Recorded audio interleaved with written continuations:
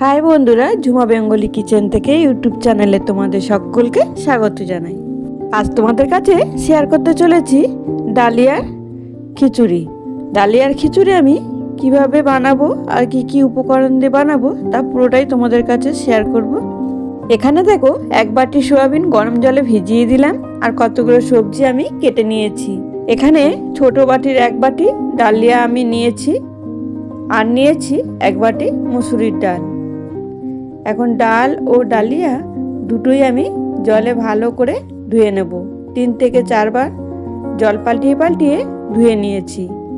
এখন এগুলো কুকারের মধ্যে ঢেলে নেব।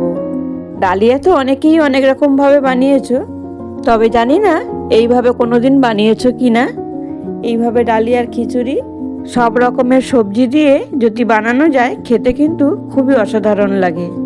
আচ্ছা, আমি এখানে খুবই কম তেল দিয়ে বরবটি, আলু ও কুমড়ো এই সবজিগুলো একটু ভেজে নেব।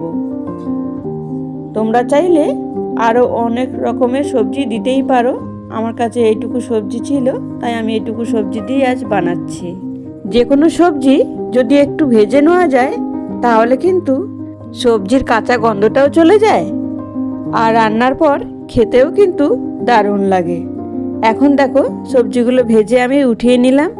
এখন ওই কড়াইতেই তেল না দিয়ে ভিজিয়ে রাখা সোয়াবিনগুলো অ্যাড করে দিলাম। দিয়ে 1 থেকে 1.5 মিনিট নেড়ে চেড়ে একটু ভেজে নেব। দেখো, সোয়াবিনগুলো ভাজা হয়ে গেছে। এবার আমি সোয়াবিনগুলো উঠিয়ে নিলাম। আমার সকল বন্ধুদের জানাই, যদি রেসিপি ভালো লাগে তাহলে একটি লাইক দিয়ে পুরো ভিডিওটি দেখার অনুরোধ রইল। এখন দেখো, লবণ, হলুদ, ভেজে রাখা সব সবজিগুলো আমি এখন কুকারের মধ্যে অ্যাড করে দিলাম। সব কিছু অ্যাড করে দিয়ে একটু নেড়ে চেড়ে নেব।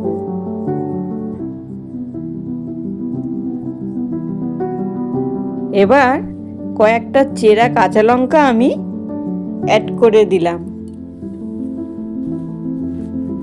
এরপর কুকারের ঢাকনা লাগিয়ে ঠিক 2টো সিটি হবে আমি গ্যাসের ফ্লেম অফ করে নামিয়ে নেব।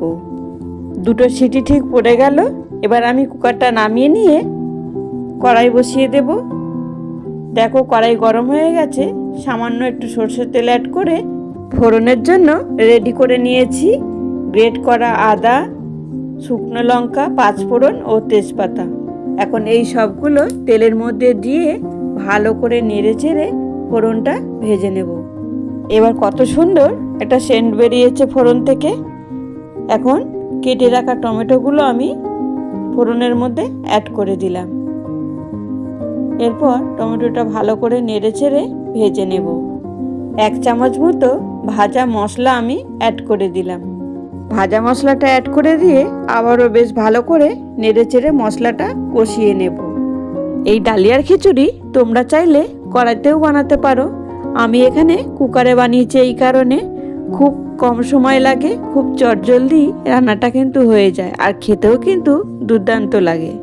তোমাদেরকে দেখিয়েছিলাম ছোট বাটির 1 বাটি মানে 1 কাপ অনুযায়ী মসুরির ডাল এবং ডালিয়া নিয়েছিলাম।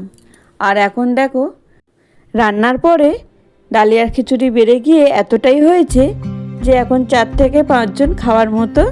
কুকারে দিয়ে যেহেতু আমি সিদ্ধ করে নিয়েছি, আর এখন কড়াইতে ফোড়ন দেবার পর জলটা দিয়ে একটু পাতলা মতো করে নিলাম। ঠিক যেমনটা হয় খিচুড়ি তেমনটাই আমি করে নিয়েছি। আর একটু লবণ আমি অ্যাড করে দিলাম। লবণটা যেহেতু আমি সিদ্ধর সময় দিয়েছিলাম, তবে এখন একটু দিয়ে দিলাম। আর স্বাদের ব্যালেন্সের জন্য দিলাম 1.5 চামচ মতো চিনি। চিনিটা দিয়ে আবার ঠিক ভালো করে নেড়ে চেড়ে নামিয়ে নেব। এবার একটা সার্ভিং বলে সার্ভ করে নেব। রেসিপি ভালো লাগলে বন্ধুরা লাইক, কমেন্ট, শেয়ার করতে ভুলো না। আর চ্যানেলে নতুন বন্ধু হয়ে থাকলে একটি লাইক, কমেন্ট, শেয়ার ও সাবস্ক্রাইব করার অনুরোধ রইল। আজকের ভিডিওটা এখানে শেষ করলাম। ফিরে আসছি আবারও নতুন এক রেসিপি নিয়ে। আর এতক্ষণ সময় তোমরা আমার পাশে থেকে পুরো ভিডিওটা দেখার জন্য তোমাদেরকে অসংখ্য ধন্যবাদ।